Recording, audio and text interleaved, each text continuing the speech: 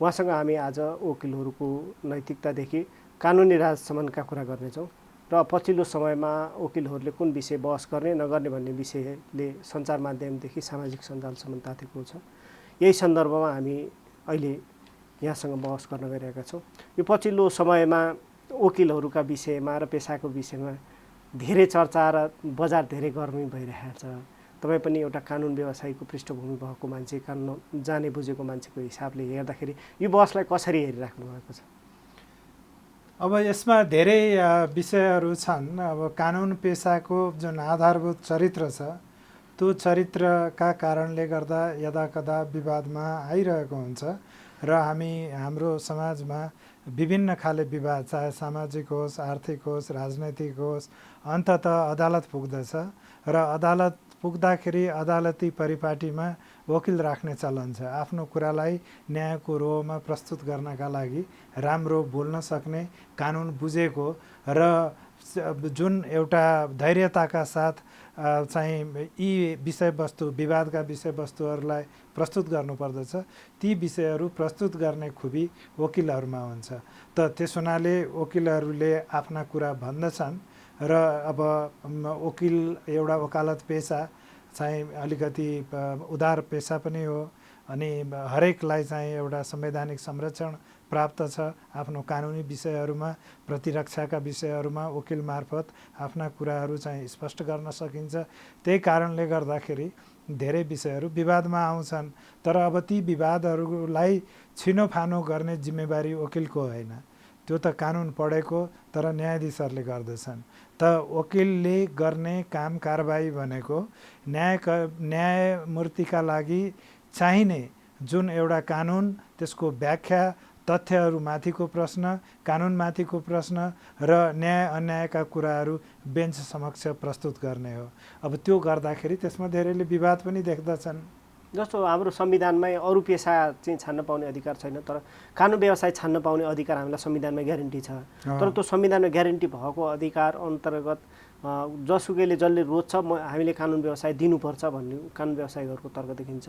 तर उनीहरू पनि कतिपयले चाहिँ यो डबल स्ट्यान्डर्ड भयो, उहाँहरू नागरिक समाजको आदर्श व्यक्ति भनेर पनि देखिनुहुन्छ, तर क्रूर अपराधमा संलग्न व्यक्तिहरूको पनि डिफेन्स गरिदिनुहुन्छ गएर भन्ने त्यो डबल चरित्र भयो भन्ने आलोचना छ। तपाईँ मान्नुहुन्छ कि मान्नुहुन्न डबल चरित्र भयो भन्ने? अब यस्तो छ, त्यो चाहिँ अब दृष्टिकोणको कुरा पनि हो। एउटा कुरा चाहिँ अब प्रश्न के हुन्छ भने कि संविधानले जुन कानुनको पेसालाई चाहिँ एउटा संरक्षण त्यही रूपमा दिएको छ जुन रूपमा विभिन्न पेसाहरूलाई दिएको छ। तर कानुनको चाहिँ कुनै पनि एउटा फौजदारी अभियोग लागेका व्यक्तिहरूलाई प्रतिरक्षाको अधिकार, खास गरी वकिल मार्फत आफ्नो प्रतिरक्षा चाहिँ प्राप्ति उसको अधिकार मानिन्छ। त्यस हुनाले उसले आफूले चाहेको वकिल राख्न सक्दछ। अब हामी मुद्दा मामिलाको प्रकृतिमा जानु हुँदैन, किनभने समाजमा जसरी हामी विविध प्रकारका मान्छेहरू छन्, जस्तो किसिमका चाहिँ हामीसँग समस्याहरू छन्, त विवादहरू प्रशस्त निस्कन्छन् र धेरै विवादहरूको चाहिँ एउटा फौजदारी प्रकृति चाहिँ प्राप्त गर्दछ। त्यो कारणले गर्दाखेरि अब फौजदारी प्रकृतिमा कोही अब राज्यले चाहिँ एउटा के भनेदेखि जुनसुकै परिस्थितिमा पनि न्यायका लागि काम गर्दछ र पीडितका पक्षमा राज्य उभिन्छ। तर जसलाई चाहिँ जुन अभियुक्तको पक्षमा अभियुक्तले पनि कानुन बमोजिम उसले चाहिँ उसको अभियोग प्रमाणित हुनुपर्दछ। कानुन के हो भन्ने बारेमा अभियोगको कुरो सम्बन्धित वकिलले भनेन भने कसले भन्ने? उसले न्याय पाउनु पर्दछ र न्याय अन्यायको कुरो हामी अदालतले निर्णय गर्नुभन्दा अगाडि हरेक मान्छे निर्दोष मानिन्छ र जबसम्म चाहिँ त्यो प्रमाणका आधारमा पुष्टि हुँदैन र अदालतले त्यो पुष्टिमा चाहिँ आफ्नो छाप लगाउँदैन, त्यसमा चाहिँ सम्बन्धित न्यायाधीशको हस्ताक्षर पर्दैन, तबसम्म त उसलाई हामीले चाहिँ के भनेदेखि निर्दोष मान्नु पर्दछ। र निर्दोषिता छ कि छैन र अपराधी नै हो भने पनि, अपराध नै स्वीकार गरेको छ भने पनि त्यसको डिग्री के हो, त्यो चाहिँ त्यो डिग्रीका बारेमा बोल्न सक्ने हैसियत वकिलले पाएको हुन्छ। त त्यसले गर्दाखेरि उसले बोल्नै पाएन भने त्यसको अर्थ अपराधको कुरोलाई, निर्दोषिताको कुरालाई चाहिँ निर्णय गर्ने न्यायाधीशले के का आधारमा निर्णय गर्ने? त उसले गर्न पाउने संवैधानिक जुन अधिकार छ, मैले भने पेसागत रूपमा वकिलको अधिकार र एउटा अभियुक्तलाई जुन उसले समाजले दिएको, राज्यले दिएको जुन एउटा संवैधानिक छनौटको अधिकार छ, त्यो अधिकार उसले प्रयोग गर्न पाउँदछ। अब हामी वकिलका रूपमा जुन चाहिँ अड्डा अदालतमा बहस गर्दछौँ, त्यो बहस गरिरहेका मान्छेहरूले सार्वजनिक रूपमा कानुनको व्याख्या गर्ने कि नगर्ने भन्ने कुरो चाहिँ व्यक्तिगत छनौटको कुरा हो। मलाई भन्नुहुन्छ भने मैले हेर्दाखेरि के देख्दछु भने मैले आज मेरो चाहिँ कुनै चाहिँ क्लायन्टलाई, कुनै पनि पक्षलाई न्याय दिनका लागि या कानुनको संरक्षण उचित रूपमा प्रदान गर्नका लागि म चाहिँ अदालतमा उभिन्छु भने त्यो मैले जे बोल्दछु त्यो कानुनको ज्ञानका आधारमा बोल्दछु र आज जे कुरो बोले सधैँका लागि मेरो लागि पनि एउटा त्यो तथ्य हो, त्यो एउटा कानुनको व्याख्या मेरो लागि पनि कमिटमेन्ट हो, प्रतिबद्धता हो। अब आज मैले एक किसिमको व्याख्या गर्छु, भोलि अर्को केसमा अर्को किसिमको व्याख्या गर्छु, तेस्रो केसमा तेस्रो किसिमको व्याख्या गर्छु, अनि पब्लिकमा गएर चौथो किसिमको अनुभूति, चौथो किसिमको दृष्टिकोण यदि मैले राख्दछु भने अब हाम्रो समाजले हेर्दाखेरि त्यहाँनिर निश्चित रूपमा भेरिएसन देख्दछ, जुन चाहिँ विच इज क्वेसचनेबल। अब तर एउटा वकिलले कुन रूपमा आफूलाई प्रस्तुत गर्ने भन्ने कुरो व्यक्तिगत कुरा पनि हो। उसलाई हाम्रो मुलुकको अहिलेको परिपाटीमा चाहिँ धेरै व्यवसायहरू गठिलो गरी कानुनको दायरामा आएका पनि छैनन् र कानुनले त्यो पेसाहरूलाई उचित रूपमा मर्यादित बनाउन पनि सकेको छैन। कुरा हाम्रो वकालतको मात्र होइन, मैले एउटा कानुन व्यवसायीको रूपमा भन्दाखेरि अलिकति एक्सपोजर मेरो विषयमा बढी होला, तर हामी चिकित्सा व्यवसायमा जानुभयो भने पनि त्यही छ, अध्ययन अध्यापनमा जानुभयो भने पनि त्यही छ, तपाईँ सार्वजनिक लेखा वित्तीय प्रणालीमा जानुभयो भने पनि त्यही छ। त यो प्रत्येक पेसा र व्यवसायहरूमा समस्याहरू छन्, किनभने एउटा नैतिक पक्षलाई कानुनले त्यति मात्र रेगुलेट गर्दछ जति कुरो चाहिँ देशको देवानी र फौजदारी कानुन अन्तर्गत रेगुलेट गर्नुपर्छ। बाँकी नैतिकताका कुराहरू मैले मेरो व्यक्तित्व कुन रूपमा स्थापित गर्ने, कुन रूपमा म प्रस्तुत हुने, समाजका लागि, मेरा चाहिँ साथीभाइका लागि, मेरो परिवारका लागि भन्ने कुरो मेरो कुरो हो। तर कानुनले मलाई संरक्षण दिन्छ भन्नुको अर्थ समाजले पनि त्यही रूपमा दिनुपर्छ भन्ने छैन। समाजले त भन्छ नि कि यो नैतिकता भएन, तपाईँ 10 ठाउँमा 10 वटा कुरा कसरी बोल्न सक्नुहुन्छ। यही जोडिँदा जस्तो ऊ कहिले नागरिक समाजको अगुवा पनि हुन्छ, कहिले त्यही चिजलाई उसले नागरिक जनताहरूलाई डिफेन्स गरिरहेको हुन्छ, कहिले त्यही अपराधी एकदम क्रूर अपराध गरेको मान्छे, समाजलाई घृणा गर्नुपर्ने मान्छेको उसले त्यो होइन भनेर डिफेन्स गरिरहेको हुन्छ। त्यो डबल स्ट्यान्डर्ड हुँदाखेरि जनता, आम मान्छे, पब्लिक झुकिन्छ कि झुकिन्न? होइन, तपाईँले भनेको डबल स्ट्यान्डर्ड अलिकति त्यसलाई स्पष्ट गरेर बुझ्नुपर्छ। एउटा पक्ष र उसको वकिल बिचको सम्बन्ध, अब त्यो एउटा फरक परिवेश हो जसका लागि संविधानले एउटा प्रिभिलेज्ड कम्युनिकेसनको स्ट्याटस दिएको छ होइन। प्रमाण हाम्रो कानुन अन्तर्गत मेरो क्लायन्ट र मेरो बिचमा कस्ता किसिमका छलफलहरू हुन्छन् र उसलाई दिने कानुनी सेवाको सम्बन्धमा हामीले एकअर्कासँग तथ्यहरूको आदान प्रदान कसरी गरेको छ भन्ने कुरो त्यो सार्वजनिक चासोको विषय हुनु हुँदैन। कानुनको पेसाका लागि त्यो एउटा सैद्धान्तिक स्तर मेन्टेन गर्नुपर्छ। यदि त्यो स्तर मेन्टेन भएन भने राज्यले जोसुकैलाई पनि जुन रूपमा पनि थुन दिन सक्दछ। यो व्यवस्था किन आयो भने यसको पछाडि हजारौँ वर्षको इतिहास छ र प्राय हाम्रो चाहिँ मुलुकहरूमा जहाँ चाहिँ प्रजातान्त्रिक संरचनाहरू बलिया छैनन् त्यहाँ वकिलको यदि चाहिँ सहयोग प्राप्त भएन भने अभियुक्तहरू धेरै चाहिँ न्याय प्रणालीबाट न्याय पाउने अवस्थामा रहँदैनन्। त वकिललाई राखिएको कारण त्यो हो।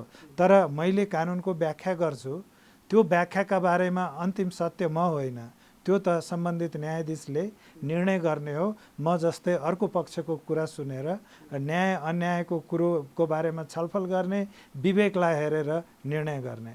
अब कहिले एउटा तर के हुन्छ भन्दै कानुनले हरेक अभियुक्तलाई समान रूपमा संरक्षण दिएको छ। हामी चाहे त्यो चाहिँ रेपिस्ट होस् चाहे त्यो स्मगलर होस्, चाहे करप्ट मान्छे होस्, चाहे सामाजिक कुकृत्य गरेको मान्छे होस्, यदि ऊ अभियुक्त हो, कानुनको दायरामा आएको छ भने उसका अधिकारहरू चाहिँ त्यो कानुन अन्तर्गत उसले प्रयोग गर्न सक्दछ र त्यो त्यसैका लागि चाहिँ त्यो संरक्षणका लागि नै वकिलको व्यवस्था गरिएको हो।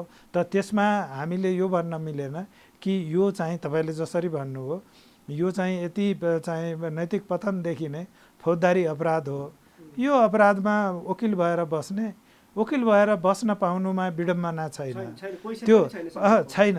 तर के छ भने मैले दोहोरो चरित्र चाहिँ राख्न सक्दिनँ, मैले दोहोरो चरित्र राख्दिनँ किनभने मेरो व्यक्तित्व अपर्चुनिस्ट होइन, म चाहिँ केवल अवसरवादका लागि कानुनको व्यवसायमा छैनन्, मेरो निष्ठा हो, मेरो कर्तव्य हो र जे कुरो म कानुनको व्याख्याका रूपमा भनिरहेको छु 20 वर्ष अगाडि पनि भन्थेँ, 20 वर्ष पछाडि पनि भन्छु। फरक यति मात्र हो कि मेरो पनि विचारहरू अनुभवका आधारमा खारिँदै जान्छन्, तर मैले यु टर्न लिएको हुँदैन। जहाँ मैले चाहिँ के भनेदेखि आफूलाई परिमार्जन गर्दछु त्यो परिमार्जन मैले सो गर्न सक्छु। अदालतले पनि त्यही त हो नि, त्यसैले त 3 थरी अदालत 4 थरी अदालत राखिएको हुन्छ कि जिल्लाले कहीँ केही चाहिँ गलत भइहाल्यो भने त्यो अपिलाट जुरिडिक्सन अन्तर्गत तपाईँको माथिल्लो अदालतले हेरोस्, त्यहाँ पनि केही भयो भने सर्वोच्चले हेरोस्, संवैधानिकताको कुरा छ भने कुनै किसिमको तपाईँ चाहिँ हामीले अदालतहरूमा अल्झिनु पर्दैन, सोझो गरी चाहिँ हामी सर्वोच्च अदालतमा जान सक्दछौँ। त यो सबै कानुनका स्पष्ट व्यवस्थाहरू हुन्। एउटा वकिलले म चाहिँ तिम्रो मुद्दा लिन्छु, तिम्रो लिन्न भन्ने प्रचलन हुँदैन त्यो। तर एउटा कुरा पक्कै हो, म तपाईँलाई जस्तो चलेको चलनको कुरो एउटा भयो, तर हामी मूल्य मान्यताको कुरा गर्नका लागि पनि अघि सर्नु पर्दछ। मैले 10 जना वकिल, तपाईँ एउटा अभियुक्तका लागि 10 जना नाउँ चलेका वकिलहरू किन लाइन अप हुन्छन्? समाजले त्यसको व्याख्या पाउँदैन। किनभने हाम्रो समस्या देशभित्र के छ भने एउटा फौजदारी अपराधमा असाध्य गरिब मान्छे छ, परेको छ, उसका लागि अदालतले समेत वैधानिक वकिल पुर्याउन सकिरहेको अवस्था छैन हैन। अदालतले बडो बल गरेर त्यो न्यायका लागि त्यतिसम्म गर्नुपर्छ भनेर लागि परेको छ, गारा साँगुरा कुराहरू छन् त्यसमा। भने हामी जब कानुनको डिफेन्सका लागि के कानुन त्यति दुर्वह कुरो हो कि हामी एउटा कुरा व्याख्या गर्नलाई 25 जना लयरहरू चाहिन्छ हो। एउटा त्यो पक्ष छ जसका बारेमा हामी टुङ्गोमा पुग्नु पर्दछ। दोस्रो पक्ष के छ भने हामीले जुन बहस गर्दछौँ या आफ्ना कुराहरू अदालतमा राख्दछौँ कि त्यो कुराहरू केवल एउटा अवसरवादी चाहिँ व्याख्या मात्र नहोस् भन्नका लागि अदालती परिपाटीहरू छन्। संसारमा चलेको चलन हाम्रै देशमा पनि सुरुका वर्षहरूमा जब गम्भीर विषयवस्तुहरूमा अदालतमा प्रस्तुति हुन्थ्यो, अदालतले ब्रिफ माग्दथ्यो, बहस नोट माग्दथ्यो। त्यो बहस नोट भनेको अदालतले गरेको निर्णय त नजिरका रूपमा आउँदछ हैन। कम्तीमा पनि मेरो निर्णय मेरा लागि नजिर हुन्छ, कम्तीमा पनि यो अदालतले गरेको निर्णय यो अदालतभन्दा मुनिका अदालतका लागि नजिर हुन्छ। नजिरको परिपाटी छ, तपाईँ नजिरलाई खण्डन गर्न सक्नुहुन्छ, नजिरलाई अझ बलियो नजिरबाट प्रतिस्थापन गर्न सक्नुहुन्छ। तर नजिर हो भने त्यसको एउटा भ्याल्यु हुन्छ, त्यसको बन्धनमा बस्नु पर्दछ न्यायकर्मीहरू। भने एउटा वकिलले पनि जुन व्याख्या गरेको हुन्छ, उसले कन्ट्रिब्युसन गरेको हुन्छ, बहस नोट मागिदिनु भयो भने मैले भनेका कुराहरू लेखेर दिनुपर्छ। लेखेर मात्र पुग्दैन, मैले हस्ताक्षर गर्नुपर्छ। र यदि मैले हस्ताक्षर गरेर कुनै कानुनको व्याख्याका बारेमा लेखेर दिएको छु र अदालती एउटा संयन्त्रले त्यसलाई औपचारिक दस्तावेजको रूपमा सार्वजनिक गर्छ भने मेरो कमिटमेन्ट सार्वजनिक रूपमा जाहेर हुन्छ कि हुँदैन? त हाम्रो परिपाटीमा त्यो गराउने प्रचलन छैन। त्यसले गर्दाखेरि अनि के देखिन्छ भने हाम्रो जुन व्यवसायको जुन एडभान्टेज कानुनले दिएको छैन, हामी व्यवहारमा प्रयोग गरिरहेका छौँ। त आज एउटा बहस गरिदिन्छौँ, न्यायाधीश त फरक हुन्छन्, भोलि गएर हामी त्यही कुरामा अर्को बहस गर्दछौँ, तेस्रोपल्ट तेस्रो बहस गर्छौँ। त त्यसको अर्थ यो होइन कि हामी अवसरवादका आधारमा कानुनको व्याख्या गर्ने हो। कानुन धेरै एउटा प्रतिबद्ध एउटा डिस्कोर्स हो, यसमा डिसिप्लिन हुन्छ र यसमा विज्ञान हुनुपर्दछ र तपाईँले एउटै कुरालाई फरक फरक एङ्गलबाट फरक फरक उसमा बहस गर्न सक्नुहुन्छ। तर हरेकको एउटा कालो भनेको कुरालाई अर्कोपल्ट सेतो भन्न सक्नुहुन्न, सेतो भनेको कुरालाई कालो भन्न सक्नुहुन्न। हाम्रो त्यहाँ कमजोरी छ। तेस्रो हामी कहाँ भएको समस्या के हो भने, जुन मैले धेरैपल्ट अनुभव गर्दछौँ कि हामीहरू जस्तो म एउटा कानुन व्यवसायी हुँ, तपाईँ क्लाइन्टको रूपमा आउनुहुन्छ, तपाईँले गरेका ट्रान्जेक्सनहरू सेफ होस्, सुरक्षित होस् भन्ने चाहनुहुन्छ, मैले तपाईँलाई चाहिँ कानुनी सल्लाह उपलब्ध गराउँछु। तपाईँको मुद्दा मामिला छ, मैले प्रतिनिधित्व गरिदिन्छु, बहस गरिदिन्छु। तर त्यो गर्दाखेरि मेरा आचरणका नियमहरू छन्। मैले तपाईँले गरिसकेको कामहरूको बारेमा तपाईँको कानुनी अधिकारलाई संरक्षण गराउने मेरो दायित्व हो र त्यो दायित्व निर्वाह गर्दाखेरि मेरो इन्कम्पिटेन्स देखिनु हुँदैन। इन्कम्पिटेन्स भनेको के हो भने, म कानुनको स्नातक हुँ, कानुन पढेको छु, अदालतले मलाई चाहिँ लाइसेन्स दिएको छ, के भनेदेखि त्यो बार काउन्सिलले त्यसलाई चाहिँ के भने लाइसेन्स दिएको छ, त्यसका कन्फर्मेसन भएको, यी सबै कुराहरू छन्। तर यदि मसँग कम्पिटेन्स छैन भने हाम्रो अहिलेको व्यवस्था अन्तर्गत म मुद्दा हारेँ एउटा पक्षका रूपमा, किनभने मेरो वकिल इन्कम्पिटेन्ट थियो भन्ने बाटो छोडेको छैन। त त्यो के हो भने, एउटा राम्रो समाजमा जहाँ कानुन व्यवसाय चाहिँ एउटा इज्जतदार प्रोफेसन हो, त्यहाँ कम्पिटेन्सका नियमहरू त्यतिकै हुनुपर्दछ।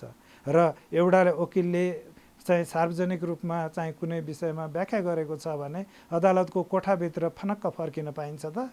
पाइँदैन। किनभने एउटा सामान्य कानुनको व्याख्या त्यस्तो हुन सक्दैन कि पब्लिकका लागि अलग र कोर्ट रुमका लागि अलग होस्। भनेको अर्थ म कानुनलाई अस्त्रको रूपमा प्रयोग गरिरहेको छु, शास्त्रको रूपमा होइन। अनि यो गर्न त कुनै पनि नैतिकताले दिँदैन। त्यस हुनाले अब हामी स्पष्ट के हुनुपर्दछ भने यो। अनि चौथो र अन्तिम कुरा के हो भने, कानुनको चाहिँ जुन एउटा हामी व्यवसायमा छौँ, त्यो कम्पिटेन्सका कुराहरू चाहिँ के हुन्छ भने, जस्तो हामी एउटा अमेरिकी अदालतमा तपाईँ सामान्य कुरामा वकिल राख्नु भइरहेछ, मुद्दा हार्नुभयो, वकिलको नेग्लिजेन्स देखियो भने तपाईँलाई बारले कारबाही गर्छ है। कारबाही मात्र गर्दैन कि तपाईँको जुन लाइसेन्स छ त्यसलाई पनि चाहिँ धरापमा पर्न सक्ने अवस्था आउन सक्दछ। हामी कहाँ सामान्य आचरणका नियमहरू छन्, हामी त्यति बलियोसँग जान सकेका छैनौँ। दोस्रो कुरो, तपाईँ अपराध गर्नुहोस्, म तपाईँको पछि डिफेन्स भएर हिँड्छु भन्न वकिलले पाउँदैन।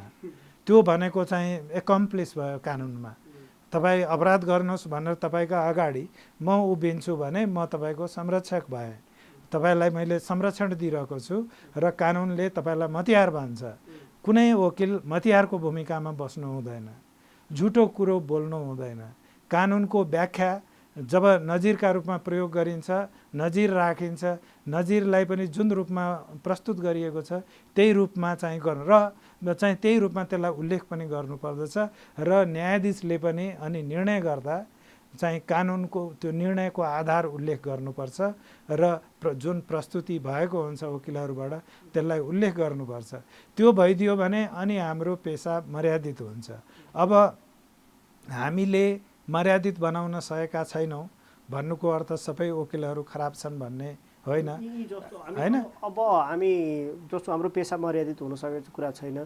जस्तो अहिलेको बहस चलिरहेको छ, वकिल कहाँ जाने, कस्तो बहस गर्ने नगर्ने, कानुन व्यवसाय कुन स्थानमा रहने भन्ने व्यवसाय। अब कानुन व्यवसायहरूले पनि हामी कता जाने भन्ने कुराको निर्क्युल गर्नुपर्छ कि पर्दैन?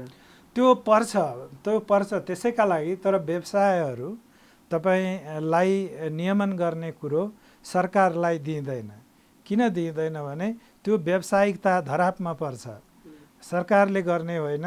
जहाँ अपराध हुन्छन् सरकारको क्षेत्राधिकार स्वतः चाहिँ स्थापित हुन्छ।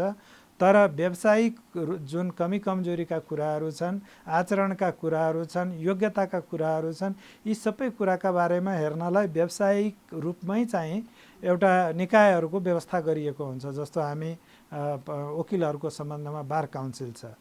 बार काउन्सिलले आचरणका नियमहरू के हुन् त्यो पनि स्थापित गरेको छ, होइन। र त्यसलाई कसरी कार्यान्वयन गर्ने भन्ने बारेमा अनुशासन समिति पनि छ।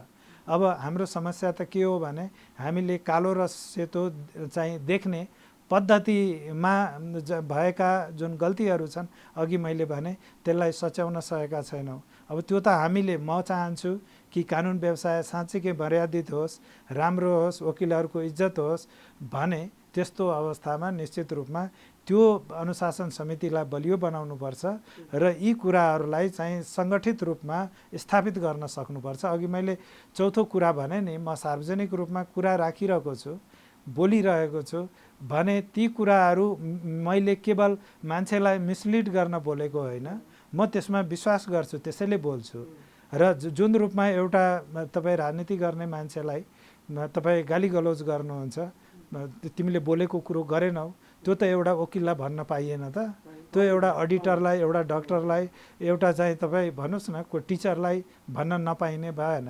त्यससँग मेरो मुद्दा हार्नुको कारण मैले जान्न पाउनु पर्यो नि त क्लायन्ट र लयर बिचको रिलेसनसिपको महत्त्व एकदमै हुन्छ।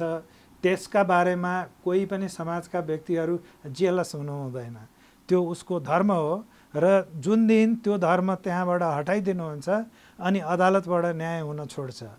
किनभने त्यस एउटा सानो त्यो किन स्वीकार गरिएको छ भने त्यो पद्धतिबाट मात्र दुधको दुध, पानीको पानी गर्न सकिन्छ।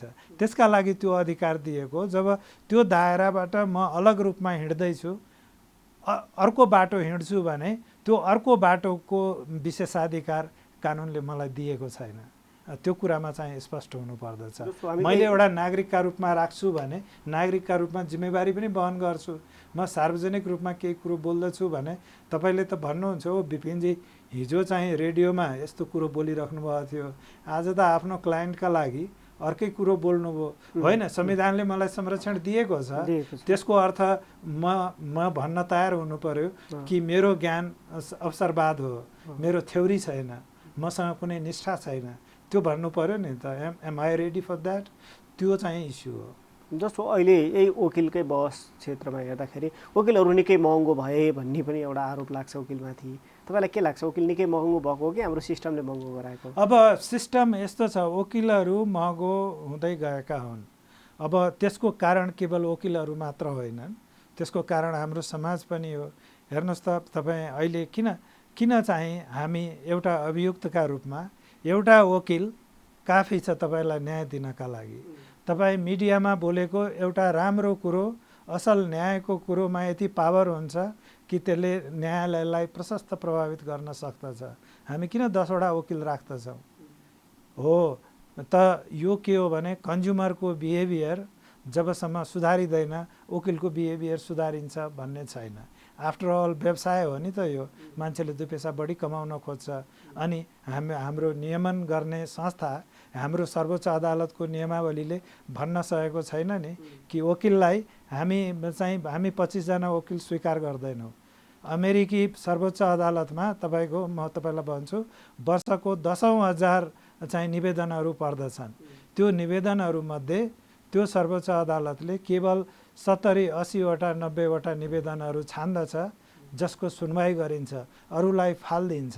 यसलाई चाहिँ उनीहरूले सेलेक्सन इफेक्ट भन्दछन् कि हामी कहाँ लैजान्छौँ हाम्रो न्याय पद्धतिलाई, न्यायको डिस्कोर्स कुन रूपमा प्रभावित गर्ने अदालतले निश्चय गरेर त्यो केस लिन्छ। अनि त्यो केसका बारेमा उसले जुन नजिर कायम गर्दछ, सम्पूर्ण देशले त्यसलाई कार्यान्वयन गर्दछ। त हामीले अपिलमा सर्वोच्च अदालतमा 10,000 केस छन् अहिले। हामीले अदालत सर्वोच्च हो नि त त्यो, होइन र? अनि सर्वोच्च अदालतलाई तपाईँ अपिल अदालत बनाउन पाइन्छ त? किन हाम्रो अपिल अदालत भइरहेको छ? बुझ्नुपर्ने निकायले त्यो सर्वोच्च अदालत हाम्रो संवैधानिक अदालत हो। डे 1 देखि, आजदेखि होइन, त्यो दिनदेखि, जुन दिनदेखि राणाहरूले देशमा पहिलो सर्वोच्च अदालत बनाए र त्यत्रो संवैधानिक अदालत किन हामीले अपिल अदालतमा बनायो? उसलाई यति मात्र मुद्दा मामिला दिनुहोस् जसको फैसला देशका लागि जरुरी छ र केवल पक्ष विपक्षका लागि मात्र होइन। हो, त्यो हामीले त्यतापट्टिबाट पनि यो समस्याहरूलाई समाधान गर्नुपर्छ। अनि अर्को, अब हाम्रो के छ भने पेसामा जुन एउटा तपाईँले भन्नु महँगो भयो, महँगो भएको कारण वकिलहरू पनि छन्, तर बजार हामीसँग 16,000 प्र्याक्टिसनर छन् नेपालमा, 17,000 प्र्याक्टिसनर छन्। अब हामीले त्यत्रो ठुलो बजार देखेका छैनौँ, 4 जना मान्छेको अघि पछि लाग्छौँ, अनि त्यो पनि त समस्या हो। त यी सबै कुराहरू हुन् र एउटा कतिले भन्छन् रेगुलेसन नभएको पनि हो। मलाई लाग्दछ रेगुलेसन के छ भने हामी जुन एउटा बजार व्यवस्थामा छौँ त्यहाँ रेगुलेसनले प्राइस डिटर्मिनेसन गर्ने भनेको कम हुन्छ। तर तपाईँ के कुरोबाट ती विषयहरूलाई थिति बसाल्न सकिन्छ भने मैले फी कसैसँग लिन्छु भने बिल दिने व्यवस्था हुनु पर्यो, होइन? भ्याट दिने व्यवस्था अहिले सरकारले चेन्ज पनि गरेको छ, होइन? नयाँ व्यवस्थाहरू बलिया पनि छन्। तर के छ भने यो कानुन अन्तर्गत जब एकाउन्टेबिलिटी मेन्टेन गरिन्छ अनि फी पनि रेगुलेट हुन्छ र बजारलाई ठुला बनाउने, खुलो बनाउने, त्यो ठुलो बनाउने, त्यो खुला बनाउने र सँगसँगै तपाईँको के छ भने हामीसँग वरिष्ठ चाहिँ वकिलहरू छन्, कनिष्ठ वकिलहरू पनि छन्, हाम्रो त्यसको व्यवसायीकरण भएको छ, विशेषज्ञता प्राप्त क्षेत्रहरू छन्। त्यसलाई चाहिँ हाम्रा सङ्घ संस्थाहरूले सार्वजनिक गर्नु पर्यो र व्यवसायको स्ट्यान्डर्ड कायम गर्नु पर्यो, अनि पो त भाउ ठिक ठाउँमा आउँछ। तपाईँको दुधको भाउ किन रेगुलेटेड छ भने तपाईँ हिजो दुग्ध विकास संस्थानले मात्र गर्दाखेरि पोकाको यति रुपियाँ भन्थ्यो। आज तपाईँको दुग्ध विकास संस्थान जस्ता 1 दर्जन चाहिँ संस्थाहरू छन् जो चाहिँ प्राइभेट छन्, पब्लिक छन्, पब्लिक लिमिटेड कम्पनीहरू छन्। आज दुधको भाउ सरकारले छडी लिएर हिँड्नु पर्दैन, तपाईँ घर घरमै मान्छेले लिएर आउँछन् हाम्रो दुध किन्नुहोस् भनेर, होइन? तपाईँ चोक चोकमा चाहिँ पुगेका छन्। त्यो व्यवस्था कानुनमा पनि हुन सक्दछ। हामीले चाहिँ त्यो त्यतापट्टि हेरेकै छैनौँ अनि यो सस्तो कमेन्ट गर्यो। वकिलको धर्म हो, तपाईँले आज वकिललाई यो मुद्दा किन लिने यो मान्छेले भनेर भन्नुहुन्छ भने भोलि त्यसका लागि तयार हुनुहोस्। जब तपाईँलाई समस्या आउँछ तपाईँ बजारमा बेस्ट डक्टर कहाँ जानुहुन्छ कि जानुहुन्न? जानुहुन्छ नि। त्यो एउटा क्लाइन्टले त्यो खोज्दछ। तर यति हो, यदि व्यवसाय सङ्गठित रूपमा राम्रो छ भने विकल्पहरू हजारवटा आउँछन्।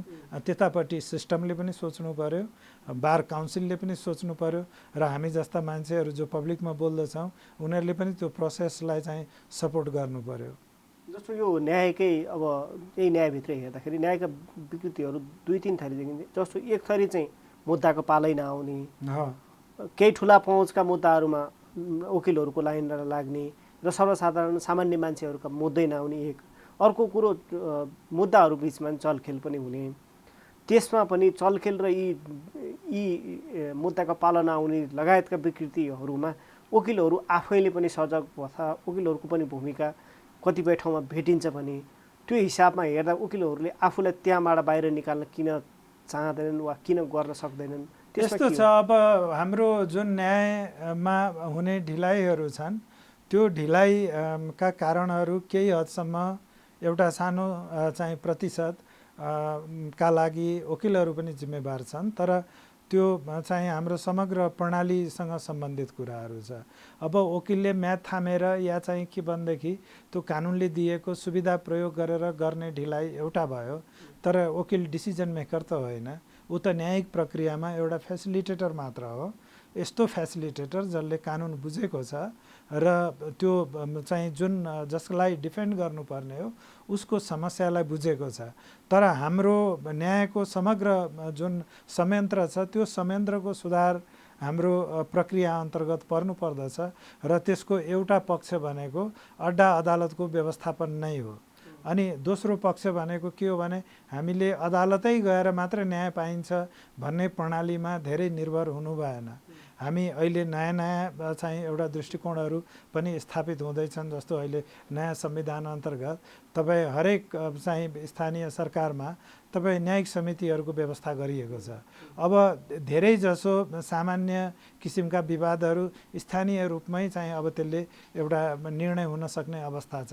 त्यसै गरी चाहिँ विभिन्न किसिमका स्थानीय रूपमै अड्डा अदालतहरू विकास गर्न सकिन्छन् र जुन चाप छ मुद्दा मामिलाको घटाउन सकिन्छ र केवल राम्रा ठुला र अधिराज्यव्यापी रूपमा जुन एउटा चाहिँ प्रभाव हुने मुद्दा मामिलाहरू छन् त्यो मात्र माथिल्लो अदालतमा आउने, त्यसरी हामीले बिस्तारो क्रमशः त्यो बाटो जानुपर्दछ। अर्को क्षमताको कुरा पनि हो नि, हामी सरकारी जागिर भनेको कस्तो भएर गएको छ भने कि हाम्रो न्यायिक जुन परिपाटी भने मैले त्यो चाहिँ समग्र रूपमा सरकारी जागिर भनेको त्यो चाहिँ अब तपाईँको एक दिन जोइन गरेपछि सधैँलाई पुग्यो, अब अन्ततिरबाट कमाएर खाने हो, त्यो त बचत हो भन्ने हिसाबमा सारा चाहिँ भएको छ। तपाईँ कुनै सहयोग लिन जानुभयो भने कुनै पनि हाम्रो सरकारी संरचनाहरूमा तपाईँ पैसा झिक्नु भएन भने सुविधा पाइँदैन।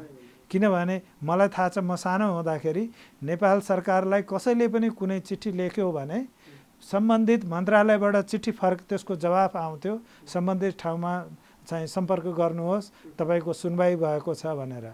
आज त्यो राणाहरूले मेन्टेन गरेको त्यो चाहिँ नेपालमा अस्थिरताका अवस्थामा स्थापित भएका मूल्य मान्यताहरू, पञ्चायती शैलीमा स्थापना भएका मूल्य मान्यता पनि रहन सकेनन्। आज नेपाल सरकारबाट चिठी लेखेका आधारमा तपाईँले कुनै निकास पाउनु होला भन्ने छैन। अब त्यसको प्रभाव हाम्रो अड्डा अदालतमा पनि छ। अनि जुन न्यायकर्मीहरू राम्राले धेरै राम्रो गरेको छ। हामी एकदमै क्षमतावान चाहिँ न्यायाधीश भएको देश हो, वकिलहरू भएको देश हो। तपाईँ आज 25 वर्ष अगाडि विश्वनाथ उपाध्यायले जुन फैसला गर्नुभएको थियो मनमोहनको केसमा, मनमोहन अधिकारीको चाहिँ हाउस डिजोल्युसन केसमा, त्यही लजिकमा आज तपाईँ 25 वर्षपछि बेलायतको बोरिस जन्सनको चाहिँ केसमा चाहिँ बेलायती सर्वोच्च अदालतले फैसला दिएको छ। त्यो बेला नेपालमा कति टायर बाले हो कि होइन? त्यो न्यायाधीश चाहिँ बिग्रियो, काङ्ग्रेसीकरण भयो भनेर। आज 25 वर्षपछि त्यही कुरो कि हाउसलाई प्रोरोग गर्छौ, यसकारण प्रोरोग गर्न पाउँदैनौ कि हाउसमा तिम्रो विरोध भइरहेको छ। तिमी विरुद्ध जब मोसन चाहिँ विचाराधीन छ भने, एउटा रिजोल्युसन विचाराधीन छ भने पहिले त्यसलाई फेस गर, अनि त्यसपछि प्रोरोग गर्नु छ भने गर न भन्यो अदालतले। त्यही कुरो हाम्रो अदालतले 25 वर्ष अगाडि भनेको थियो। हामीले त्यो मूल्य बुझ्यौँ त त्यस हुनाले हाम्रोमा त के छ भने सबै आफ्नो बाटो कसरी चाहिँ तताउने भन्ने मात्र त्यसरी हेऱ्यो भने, अनि न्यायको बाटो भनेको बडो कठिन बाटो हो। र सबैभन्दा ठुलो तपाईँ कानुन नभए पनि न्याय हुन्छ, विवेक नभयो भने हुँदैन। त्यो विवेकको आवश्यकता जति न्यायाधीशलाई छ, वकिललाई पनि छ। र हामी जुन न्यायको खोजीमा भएको आम जनता, उनीहरूले पनि त्यो विवेकको प्रयोग गर्नुपर्छ। खालि वकिललाई दोष देखाएर हुन्छ त? जस्तो हाम्रो कानुन व्यवसायहरू अब्बल छन्, हाम्रो न्यायिक सिस्टम पनि होइन, एउटा फैसलाको उदाहरण तपाईँले दिइसक्नुभयो। तर हामी इन्टरनेसनलमा जुन कानुन व्यवसायीको जुन सम्मान छ, न्यायाधीशहरूको जुन सम्मान छ, त्यो हाम्रो सोसाइटीमा डेभलप हुन किन सकेका छैन? हामी कहाँ कमजोर? हामी नै यस्तो छ, तपाईँलाई त्यस्तो लागेको हो? नेपालमा वकालत पेसा असाध्यै सम्मानजनक छ।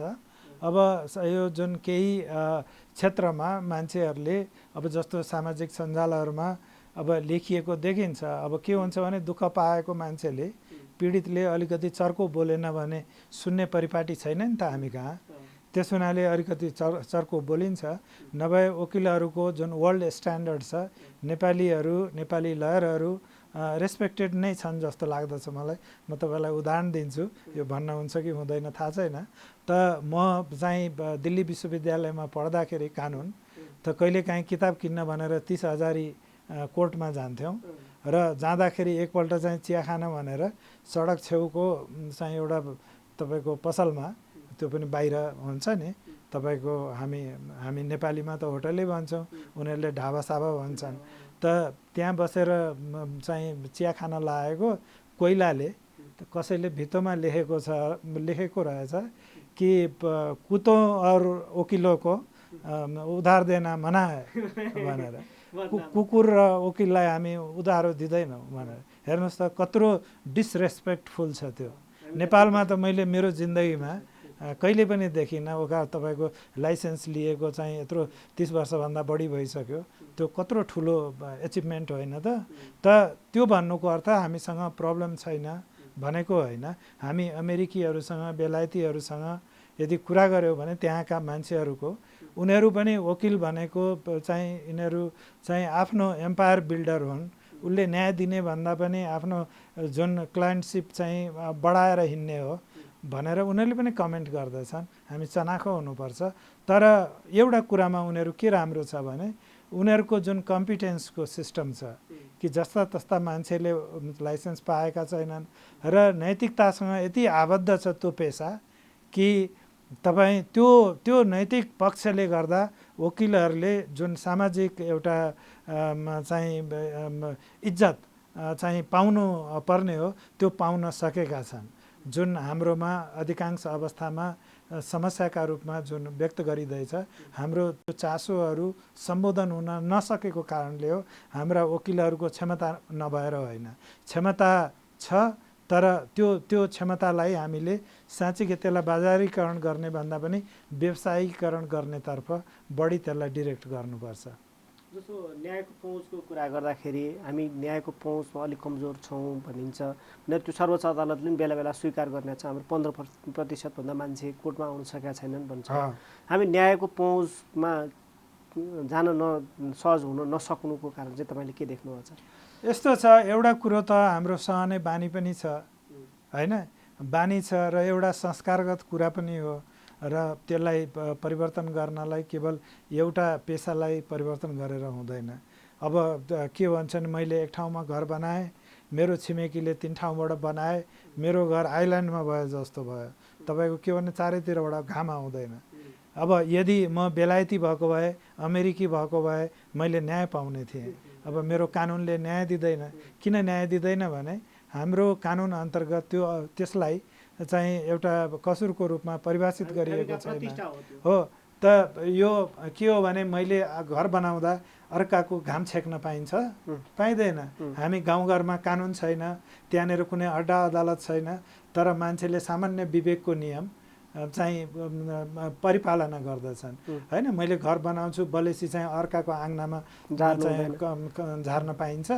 पाइँदैन नि। त ती कुराहरू हाम्रो कानुनी संरचनामा छिर्न सकेका छैनन् र नछिरेको कारणले गर्दा अनि कतिपय अवस्थामा चाहिँ यो न्याय पाइएको छैन र धेरै मान्छेहरू सहेर बस्छन्, अड्डा अदालत जाँदैनन्, जिन्दाबाद मुर्दाबाद गर्दैनन् र त्यो ऐया आथु नगरिकन यो देशमा कसैले पनि सुन्दैन र त्यो सुनाउनका लागि भए पनि अनि कतिपय मान्छे चर्को बोल्दछन्। तर मलाई लाग्दछ कि हाम्रो एउटा महँगी जुन छ, अड्डा अदालतको प्रक्रिया नै महँगो छ, त्यो यति ढिलो छ कि मान्छेले अब घाँस छोडेर अनि अदालत जाने भन्ने होइन। त्यो लग्जरीका रूपमा त कोही पनि कसैले पनि एफोर्ड गर्न सक्दैन। त्यस हुनाले सकेसम्म न्यायिक अधिकारहरू स्थानीय निकायलाई दिने।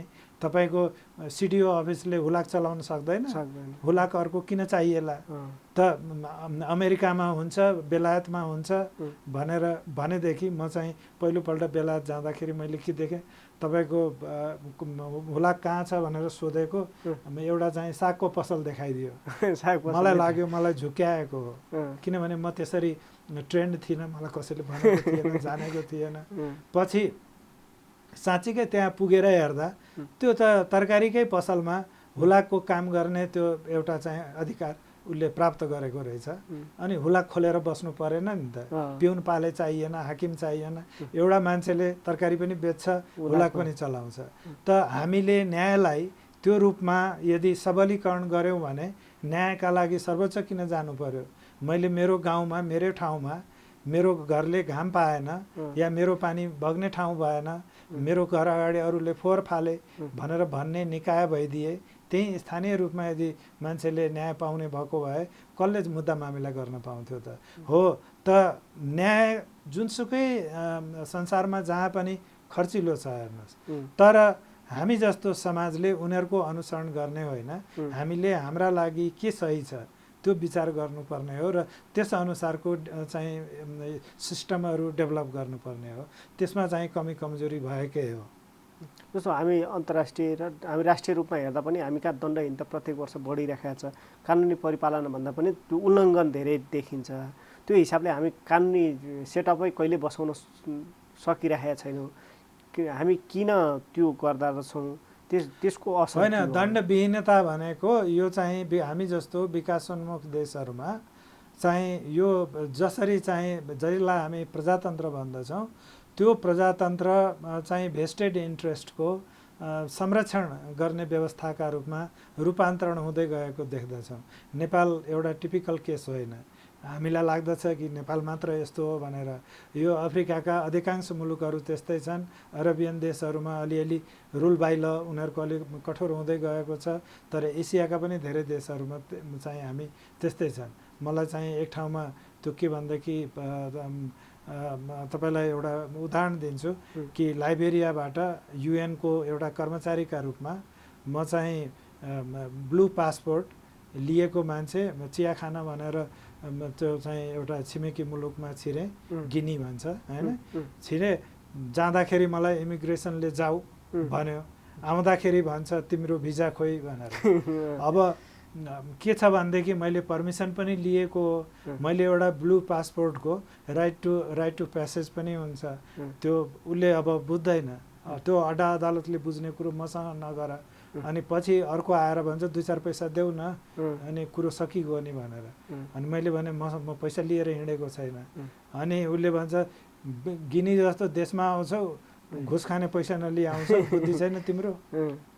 अब त्यस्ता देशहरू धेरै छन्, हाम्रोमा पनि त्यो छ। तर दण्डविहीनता हुने सबैभन्दा प्रमुख कारण के हो भने कि दण्ड प्रशासन चाहिँ जेलाई हामीले गलत रूपमा प्रजातन्त्र बुझेर का रूपमा बुझ्दछौँ त्योसँग गाँसिन गयो।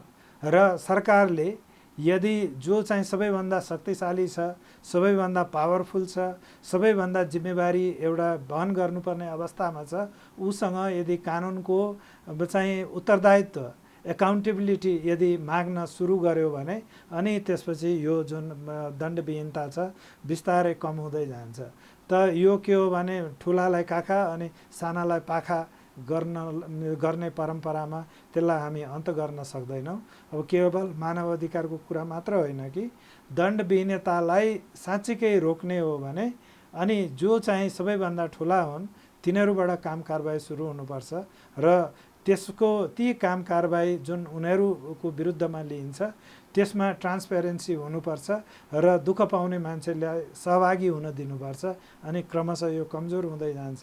त यो मलाई लाग्दछ यो हामीसँग रुल अफ लको अवधारणा नभएको होइन, त्यसको प्रयोगमा चाहिँ जुन व्यथिति छ त्यसले गर्दाखेरि अनि यस्तो अवस्था आएको हो।